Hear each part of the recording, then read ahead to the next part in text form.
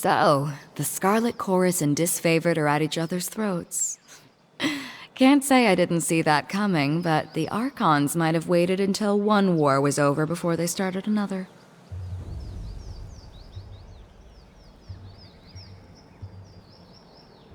Fighting with the Disfavored. Oh, not the call I would have made, but I'm sure you have your reasons. If you like iron weapons or something about that purple uniform excites you, then be my guest. Who can say?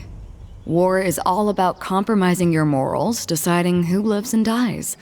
What seems like a mistake turns into your greatest call down the road. Let me make one thing clear, just so that there aren't any misunderstandings. You support Graven Ash, and I couldn't care less. I'm here because you've done what none of the Archons could. Not even the voices of Nerat would fault me that.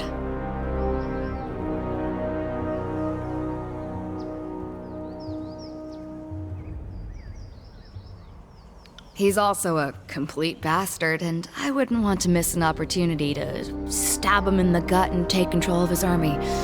So, there's that.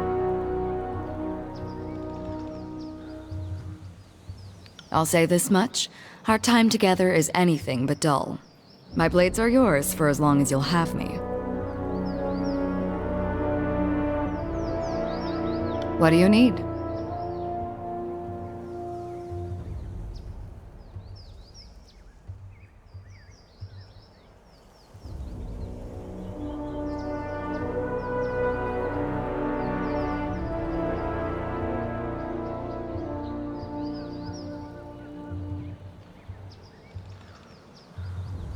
The thought has crossed my mind from time to time. During the many battles of the Conquest, we found ourselves standing back to back with enemies on all sides on more than one occasion. The big guy here is as useless as an empty scabbard without his phalanx to keep him alive, but I move fast enough to compensate for it. And it's nice having a living wall of rusted iron I can use for cover.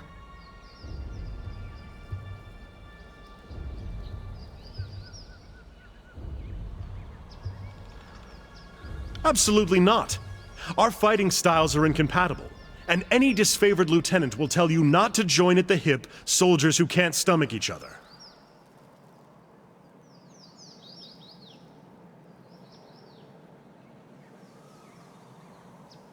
I'm inclined to agree. If you want to pair up fighters, there has to be some great passion or magnetism between them. We don't have it.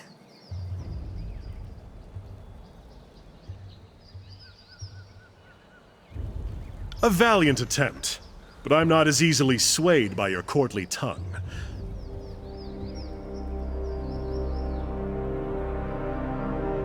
Neither am I. At least, not in this context.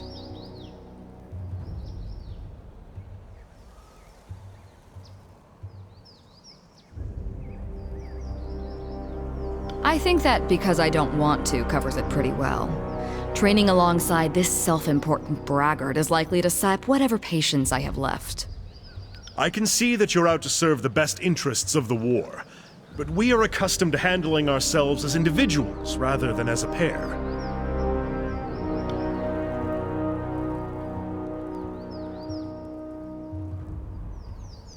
And so, civil war divides the armies of mighty Kairos. The reckoning that comes of this failure will be great indeed. We find ourselves in the darkest times. Brothers and sisters who fought for a similar cause now skewer each other over blighted lands in the favor of distant powers.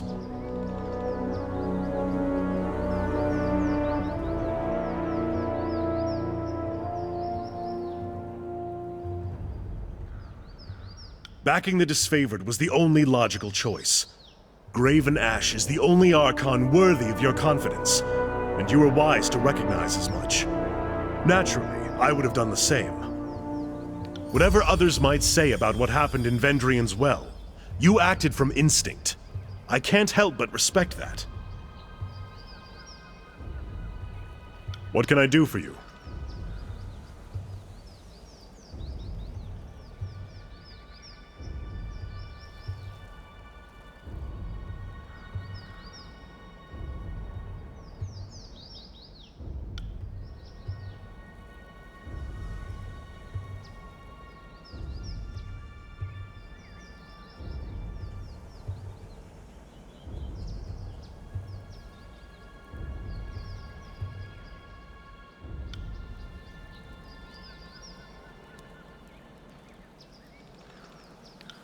at least in theory, I'm supposed to be observing history and not getting myself wrapped into it.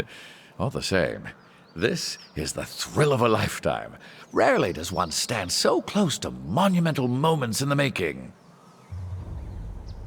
If given the choice between a multifaceted hive mind of treachery and a surly old soldier, General Grumps is the wiser choice. It's patently obvious which Archon is truly loyal to Kairos. So, I must ask, are you planning on taking sides in the Civil War? Or do you have other plans?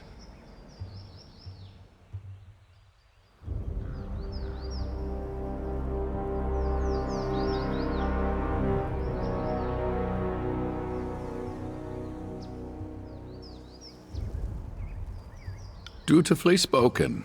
It is Tunon's duty to arbitrate matters between the Archons, so this rift between Ash and Narot certainly falls under his jurisdiction.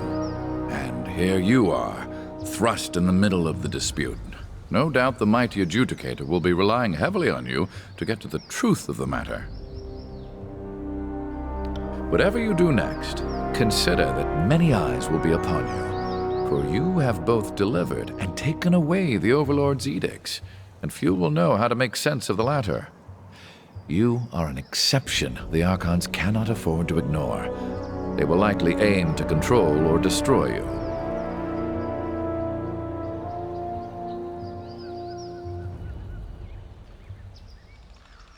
Most of Kairos' edicts were either worded to end in a manner of the Overlord's choosing, or the edicts have simply continued in perpetuity.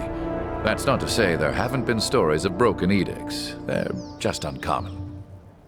The oldest is, I think, Golbraith and the Edict of Sorrows, and that tale dates back to around the year 110. Aside from you, the most recent was the Edict of Twisting Grasses, back in 380.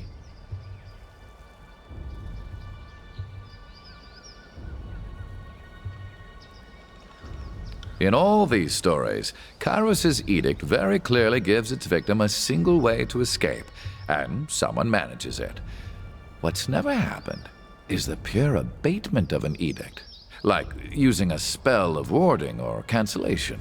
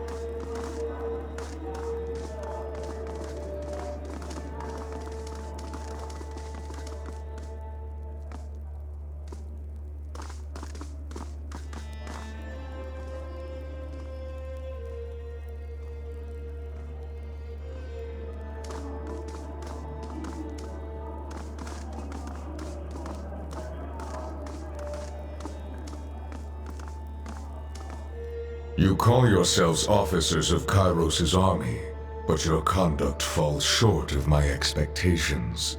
The court finds your accounts of Vendrian's well lacking, rife with misdirection and fallacy, fouled with baseless accusation.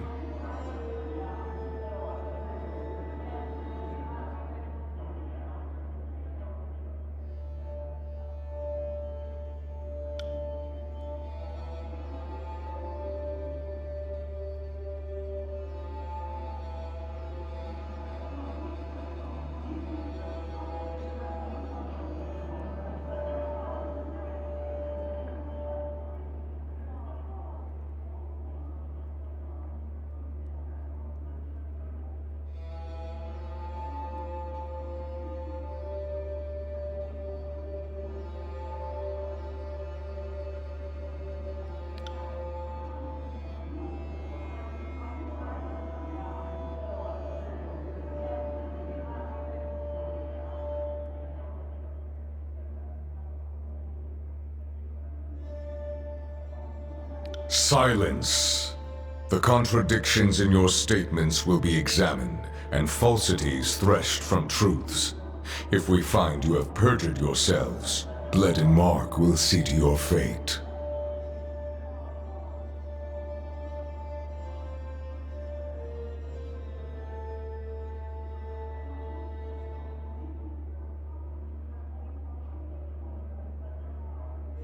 Fatebinder, we will start with the matter of the Archons. Graven Ash and the Voices of Nerat have declared war upon each other. In addition to violating Kairos' peace, they have thrown the conquest of the Tears into disarray. By all accounts, these hostilities began shortly after your arrival. Tell us what transpired.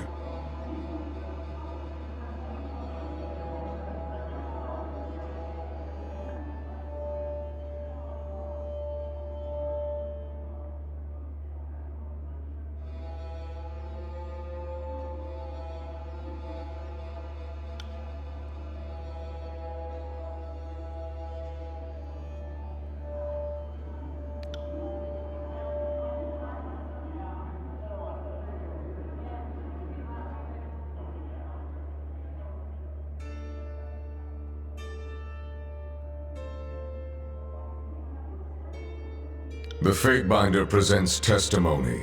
I warn you both against speaking out of turn. Something more than a mere disagreement unraveled this campaign, but I will return to that in time.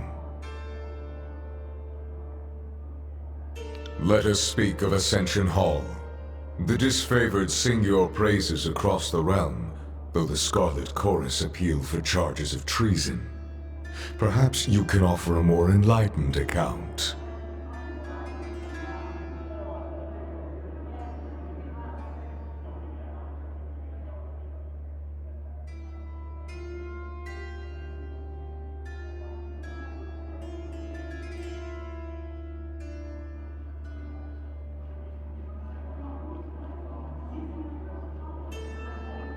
An efficient solution.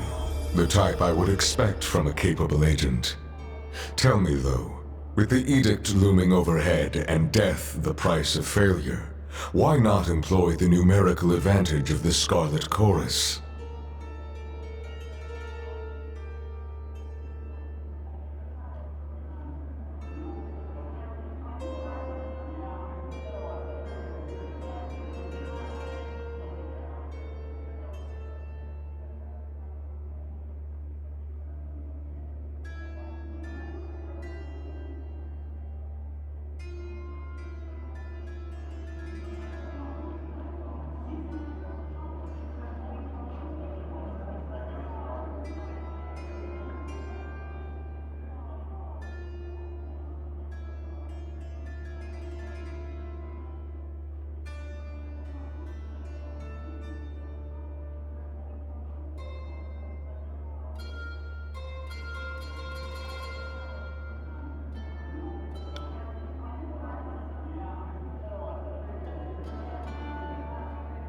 I will consider this testimony at length. The court thanks you for it. Is there anything you wish to add at this time?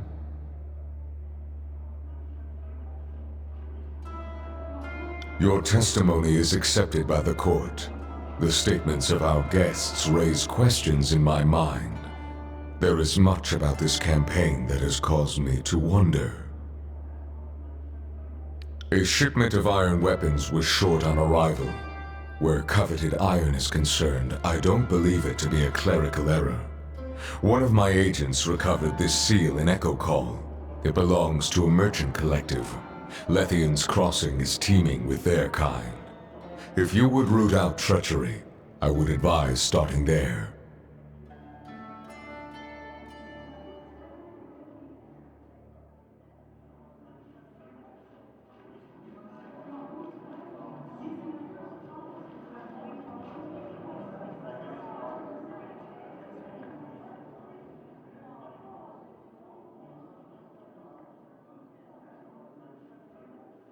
Petitioners, leave us. I would have a private audience with the Fatebinder. Ascend and join me. You will find the way opened.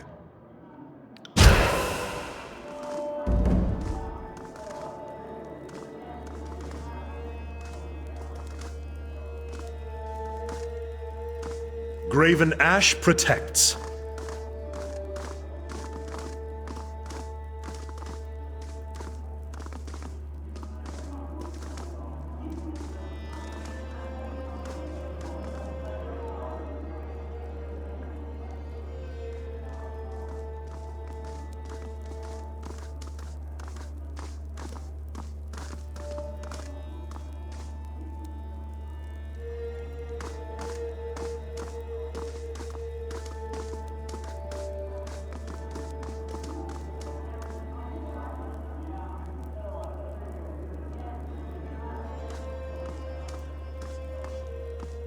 This civil war, this feud, is an insult to Kairos' peace.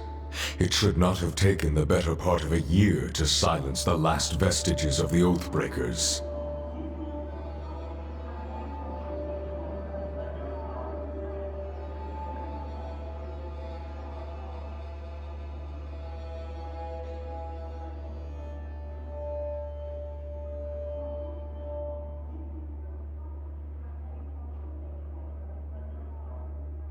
Our allies squabble while our enemies regroup. It falls upon the court to measure the extent of the damage and to execute the agents of disorder. I suspect that treachery, negligence, disunity, and greed have infected one or both of our esteemed allies. Until you are instructed otherwise, this matter is the court's primary focus.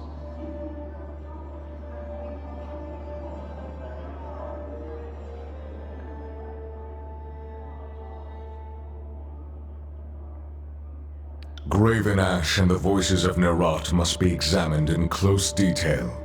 You are charged with observing the Archons and presenting your case that one of them has wrought chaos and disorder upon the Tiers.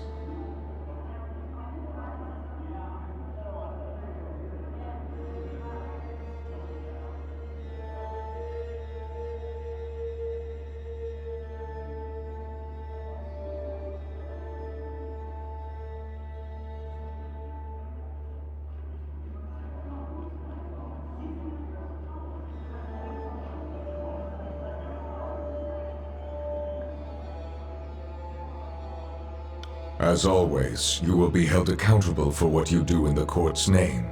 But you are free to conduct your investigation in the manner of your choosing. You must expect lies, misdirection, and manipulation. Suffer not such obstructions of justice.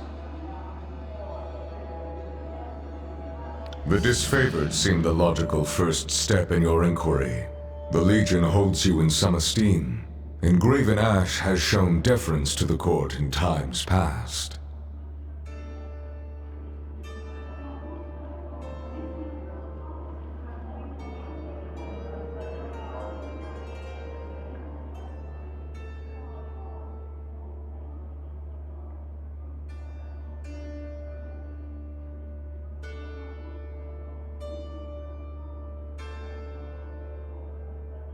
No doubt the disfavored will be rife with accusations and evidence against the voices of Nerat. Graven Ash is a noble man, but never underestimate his capacity for deception. A wise general succeeds by knowing when to be unreadable to the enemy. You should, of course, speak with the Scarlet Chorus and gather their testimony, but it stands to reason that most in the chorus would sooner brag about a pauldron fashioned from your skull than entertain your questions. Do not regret killing the rabble that impede your investigation. They will be easily replaced.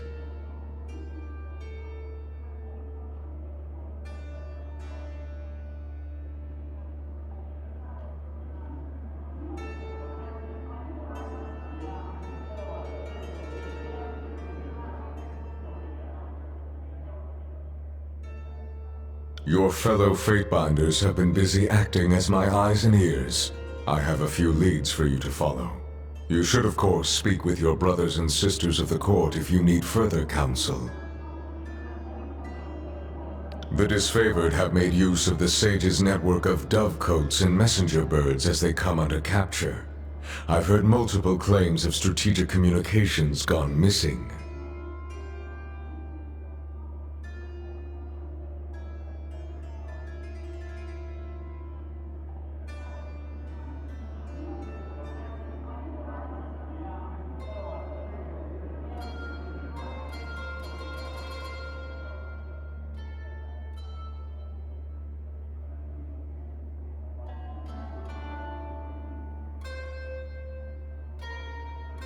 The Sages are broken, their citadel in flames, but they were not slaughtered to the last. Some of their numbers still congregate around the smoking husk of their burning library. If they have been reading disfavored communications, learn what they learned, then execute them. The Oathbreakers were reported to be using iron armaments, more than they might acquire from looting what few disfavored they killed. Any iron in the tiers not rusted through was made by forge-bound hands in Lethian's Crossing. Between craftsman and quartermaster, someone let iron fall into enemy hands. Investigate this matter and bring the thieves to justice. There is a final matter to discuss, a sensitive topic.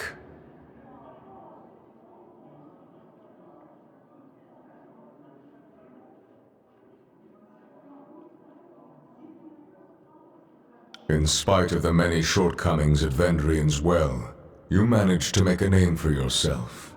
You proclaimed an Edict of Kairos, resolved its demanding conditions, and ascended the mountain spire. Any one of these feats would be worthy of recognition by the highest authority. You managed to accomplish 3.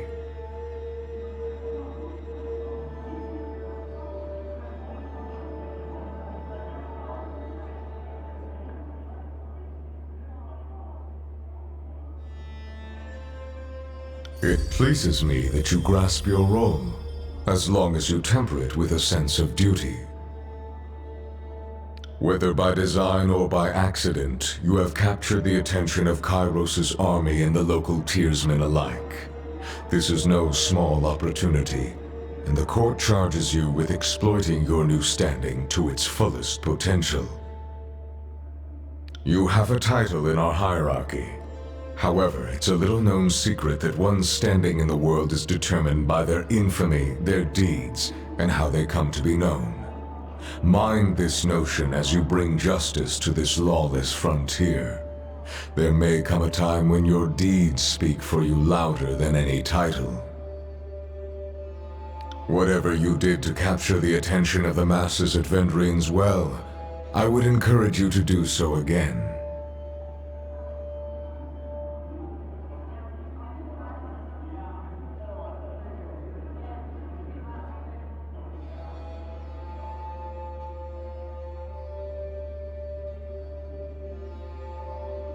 Good. It falls to us to set a new standard for these southern barbarians. You are dismissed. Should the court have need of your presence, you will receive word. Go forth and do my bidding, and bring glory and honor to the tears in Kairos' name.